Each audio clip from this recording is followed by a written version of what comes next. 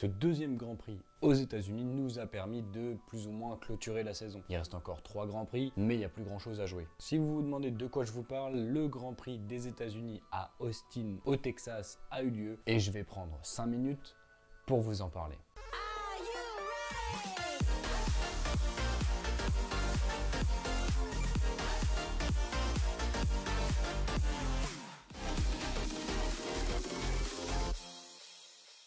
Les dernières actualités de la Formule 1 ont été très mouvementées par Red Bull. On a appris que l'écurie autrichienne avait dépassé le budget capé qui a été mis en Formule 1 ces dernières années. On se demande quelles sanctions vont tomber sur Red Bull puisqu'ils doivent être sanctionnés. Et là, on apprend qu'il y aurait eu un accord secret entre la FIA et Red Bull. Quoi? Si c'est vrai, c'est très problématique. Après bon, c'est pas la première fois que ça arrive du côté de la FIA, donc est-ce qu'on est vraiment étonné? Non. Malheureusement, ça donne pas une bonne image de la Formule 1 et de la FIA. Deuxième mauvaise nouvelle pour Red Bull, on a appris le samedi la mort de Dietrich Mateschitz, qui est le cofondateur de Red Bull, qui était également un passionné de course automobile. C'est grâce à lui que Red Bull est arrivé en Formule 1. Pour revenir un peu au sport, on apprend également que beaucoup de pilotes seront pénalisés sur la grille, notamment Leclerc de 10 places et Pérez de 5 places. Pour les essais libres, énormément de troisième pilotes ont roulé lors de la première séance. On compte par exemple Théo Pourchaire qui a roulé dans l'Alfa Romeo et qui a été plutôt correct. Il a fait le boulot que Alfa Romeo lui avait demandé. Pour la qualification, la première séance nous a donné un match nul pour la P4 au championnat en termes d'écurie, puisque Ocon de chez Alpine et Ricciardo qui pilote pour McLaren ont tous les deux été éliminés. Cependant, la qualification est dominée principalement par les Ferrari et c'est Sainz qui tire les marrons du feu et qui parvient à signer la pole position devant son coéquipier Leclerc. A noter également, et c'est une grosse perf, la P5 de Lance Stroll après les pénalités. Pour le dimanche,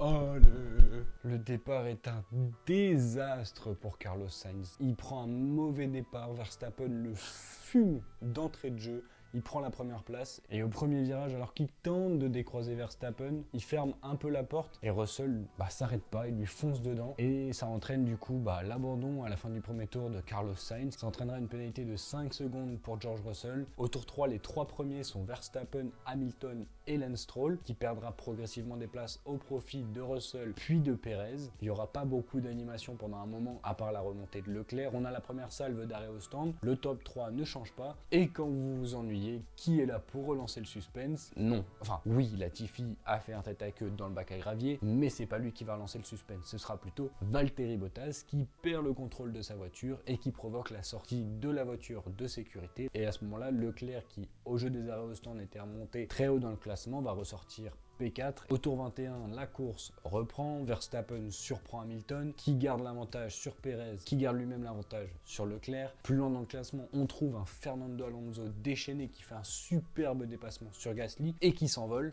Littéralement, puisque dans la grande ligne droite, il tente d'attaquer Stroll qui se décale au dernier moment, ce qui est interdit. Alonso ne peut pas l'éviter et décolle complètement. Sa voiture va taper le rail. Miraculeusement, elle n'est pas cassée, contrairement à l'Aston Martin de Lance Stroll. Pas le temps de souffler pour les pilotes de la voiture de sécurité qui rentrent à nouveau en piste. La course reprend au 27e tour. Verstappen garde à nouveau l'avantage sur Lewis Hamilton. Pérez tentera de se défendre le plus longtemps possible de Charles Leclerc, mais au 30e tour, le Monégasque va réaliser un dépassement magnifique. Il y a été au chausse-pied, c'est passé. Et puis survient un nouveau rebondissement qui va donner beaucoup de suspense pour cette fin de Grand Prix. La deuxième salve d'arrêt au stand arrive. Lewis Hamilton tente de faire l'undercut à Max Verstappen. Il ressort. Verstappen s'arrête un tour après pour couvrir la stratégie. Et là, Red Bull a tout simplement recruté des mécaniciens de chez Ferrari, je sais pas pourquoi. Verstappen est immobilisé 11 secondes pour son arrêt au stand. Il ressort même derrière Charles Leclerc en 5e place. Le néerlandais, alors frustré, va tout faire pour tenter de remonter. Une superbe bataille avec de très belles défenses de la part de Leclerc et des attaques très osées de la part de Max Verstappen. Malheureusement pour Leclerc, Verstappen va passer d'un superbe dépassement au bout de la ligne droite. Et là, il est à 4 secondes derrière Lewis Hamilton. Quand Red Bull appelle Pérez au stand, qui prend la tête du Grand Prix, et c'est tout simplement Sébastien Vettel qui va mener 2-3 tours tours, mais ça va lui permettre de passer la barre des 3500 tours en tête d'un Grand Prix. Malheureusement pour le pilote allemand, il faut croire que l'écurie Aston Martin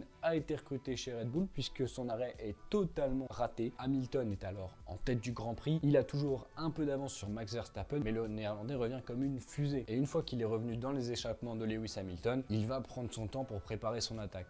Donc pas du tout, il le passe au 50e tour, c'est sa première occasion, il fonce, il le passe, fin du Grand Prix. Ça tue un peu le suspense, mais pour la fin de Grand Prix, on a eu quand même d'autres choses qui se sont passées. Le dernier tour nous offre une bataille magnifique entre Vettel et Magnussen. À la fin de ces 56 tours de course, Verstappen remporte sa 13e victoire de la saison devant Lewis Hamilton qui se sera longtemps battu pour cette victoire. 3e, on trouve Charles Leclerc. 4e, on trouve Sergio Perez. 5e, George Russell. 6e, Lando Norris. 7e, Fernando Alonso. 8, Vettel devant Magnussen. Et 10e, Tsunoda. Ça y est, Verstappen a égalé le record de 13 victoires en une saison co-détenu par Michael Schumacher réalisé en 2004 et Sebastian Vettel qui l'avait réalisé en 2013. Et il reste encore 3 courses. Deuxième information également, Red Bull est officiellement championne du monde des constructeurs. C'est le 5e titre pour l'écurie autrichienne au lendemain du décès du cofondateur de la marque. C'est un beau symbole, il aurait été très heureux de le voir, lui qui était passionné de sport automobile. C'est le premier titre depuis 2013 et c'est aussi la fin de l'hégémonie Mercedes qui avait remporté ce titre entre 2014 et 2021. Bravo Red Bull. On a vu des Mercedes qui étaient très en forme, ils ont apporté des améliorations qui les ont encore un petit peu rapprochés des Ferrari et des Red Bull. Bon, une petite victoire au Mexique d'Hamilton, ça me paraît tendu. Par contre, au Brésil, ça me paraît tout à fait possible. Le Mexique, c'est un Grand Prix qui réussit depuis quasiment le début au Red Bull. Pour moi, ce sera plutôt Red Bull qui sera en tête d'affiche et qui sera surtout au sommet de la boîte. Voilà les boys and girls and the others. J'espère que ce résumé du Grand Prix des USA vous aura plu. Si c'est le cas, vous pouvez mettre un petit pouce bleu. Vous pouvez également penser à vous abonner et à activer la cloche.